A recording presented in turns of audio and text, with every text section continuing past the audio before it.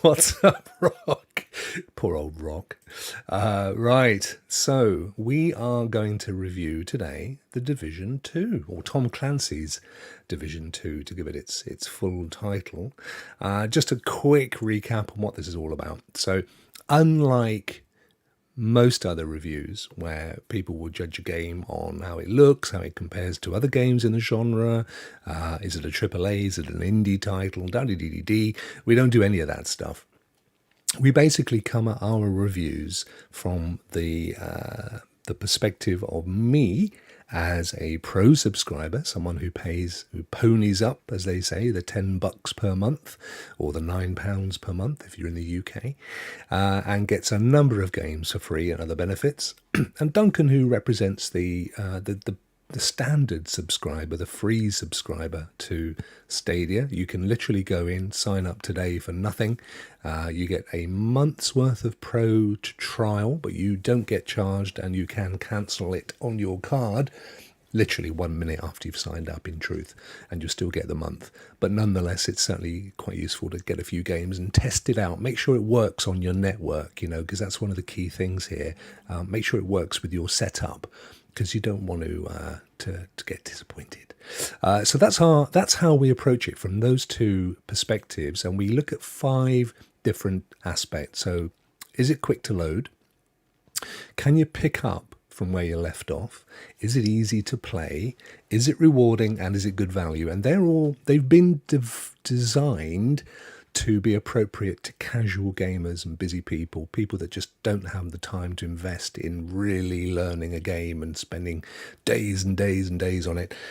So we come with all of that to the Division 2, which we're streaming here from Kelly and Duncan recently playing. So we should have some laughs if we watch carefully. Duncan, how quickly can we get into this game? I hope that you've got that on mute, whatever you do with Kelly playing. Yes, it is on mute. Yes, quite quickly, it is your standard sort of game. You can get into it, loads up very quickly, get into it. With this, to actually get into the gameplay, it might just take a wee bit longer because you load into like a hub area, then you need to go out to where you're going to go and do your missions and whatnot. So from how quickly you can get in the game, I'm just giving it an average for the iPhone 10, or the iPhone 10 for the iPhone 5. Yeah, it isn't. I mean, standard, funnily enough, in my experience, standard with all Ubisoft games is they have this kind of, you load a chunk of the game to get to your character menu, where you can choose usually one of a couple of players, for example, because you can have multiple accounts if you like. So I think you can have up to 3 different characters, so you can play different styles or as a different character or what have you. So they kind of have a preload that gets you to that point. And then if you don't want to set any of that stuff up, you have to then load into the game. And Division in particular is quite a long loader. It's certainly not an instant game at all to load into. So this one is going to score a little bit low on that for me. I gave it a 3. Yeah. You gave it a 3 as well, did you? Yeah, I gave it a 3. Sorry. No, you almost certainly said it. I just didn't listen. Next, can you pick up from where you left off? Yeah, for me, you can and you can't. Again, this is a multiplayer game. If you're in the middle of the mission and you log out and you're in a multiplayer mission, no, you have to start it all over again. It's very much like a Destiny 2 sort of review. You can't really pick up where you left off. Your progress is saved. So if you complete X number of missions, they are saved. After you pick up your gear, that's saved. But actually, during when you're actually doing levels in the game, no, if you quit out, you have to probably restart them again. Yeah, and again, we say this nearly every time we review a kind of multiplayer stroke co-op game. Simply, if there are other people in the game with you, there is no way on this planet you can start from that point without asking them all to come in and start with you.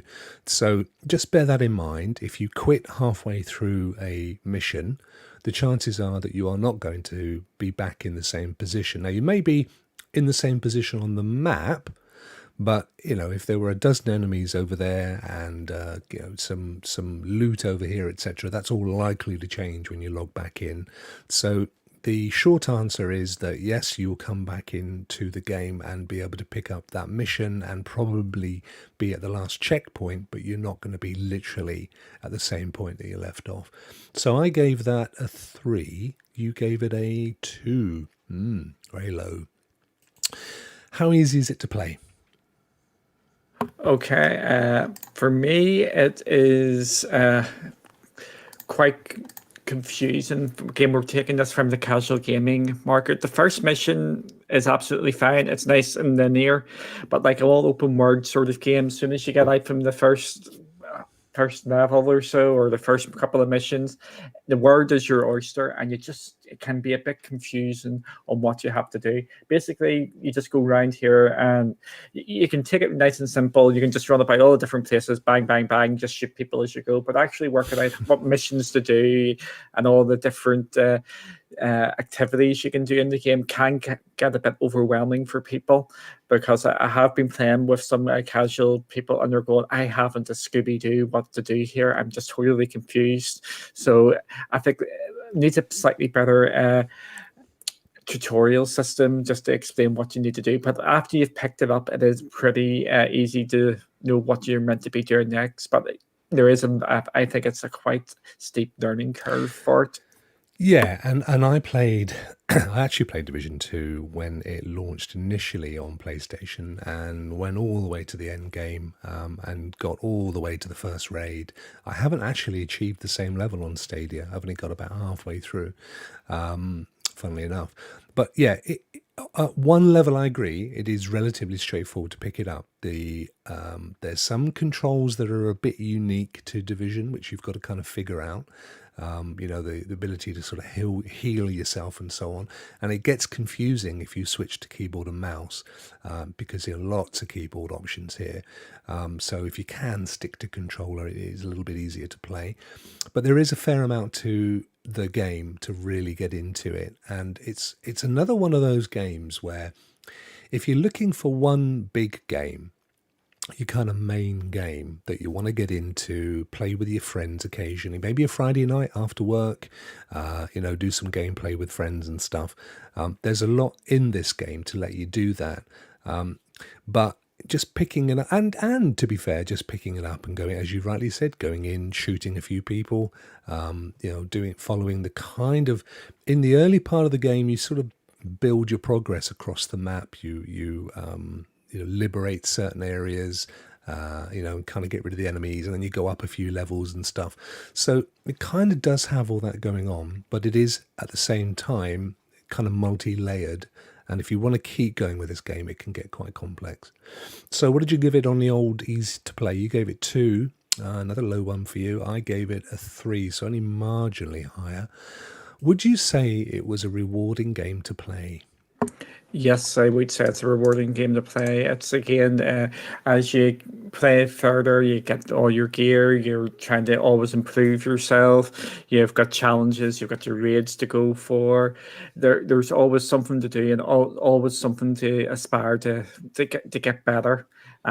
So yeah, I think it's rewarding. The challenge is at the right sort of level. It's not too hard where it's completely insane. It's I think it's a nice balance of a game. See, you're right, and I mean, just literally on the box, it's incredibly rewarding. I mean, it's a progression plus loot based game. Everywhere you go, you're picking up loot, you're getting new weapon progression, you're getting new armor progression. I would say, and this kind of falls back on the last ease of play, the one thing that I've struggled with Division, both on PlayStation and on Stadia, because it's the game, it's nothing to do with the platform, is the stats are insane. When I pick up a gun, it's a bit like I had the same issue with Borderlands. It can take so long to work out whether the gun you just picked up is worth, replacing a gun that you've got, or upgrading the gun, or all that stuff. Again, if you are really into this game, then it gives you good reason to keep going, because you can go back to your base of operations, and you can, if you've got all the right materials, you can upgrade a gun, take it up to a higher level so that it keeps your overall score high. But if, like me, that stuff I just go blind with it. I'm like a rabbit in the headlights. I love games like Assassin's Creed or Destiny where it's just obvious because it's got a higher number than the one I've just replaced. So I know that it's got to be better for me. If not, I break it down and that's me. That's just me. But that's, I think, again, the mindset of somebody who hasn't got a huge amount of time or patience. And this game requires you to really get your head into the stats. If if you used to love playing Top Trumps with your mates, the old card game, and you look down the stats and see how it compares to see which card, then you're in seventh heaven. But I've stumbled on this across all platforms, playing it that way. Having said that, it is still rewarding, however. There is good reason to play this all the time. You're progressing, you're getting loot and so on. So I gave it a 4, and so did Duncan. Duncan also gave it a 4. Can I just make a wee slight quick point here? Yeah, with what you're discussing with the numbers and the gear, that's what I like about the Avengers. You don't have to think, because there's actually a trigger. You can say upgrade my gear to the whatever. L2. Yep, and there away you go, and just automatically, and you don't have to think. I think more games should do that for more casual sort of people. You're absolutely right. I love that feature. I don't have to think. I tell you, the other game that does that is Warframe. Because a Warframe, it's not sadly available on Stadia, but it is freely available everywhere else. I'd love to think, and I suspect it will come to Stadia eventually. But the great thing is, again, it has a very massive progression tree within Warframe, where you can just collect loads of cards and they all do different things, mods and things for your character. But it can be absolutely insane trying to work it out. So if you want it, there's one button that goes, I'll find the best ones for your character and load them up for you. And as you rightly said, Duncan, that's also coming in Marvel Avengers, which is why that game is going to get a high score for ease of play. When we do finally review it, it'll be coming out in a couple of weeks, and we will be reviewing it in time, folks. May even do a little live play on that one. But this doesn't have it, so if that's your thing and you love stats and you love to manually go through and, optimize and organize and orderly, you'll love it. I didn't. So I still gave it a high 4 for rewarding. Duncan gave it a 4 as well. Moving on to the next one, the final one. Is it value for money, Duncan? Okay, I'm going to be in the middle about this. I'm going to time on a score. It's a 3 to start off with. If you get into this game, you're going to spend hours upon hours upon hours into it, and that would be a 5. If you're not, you're going to hate it, but that's the same for most games.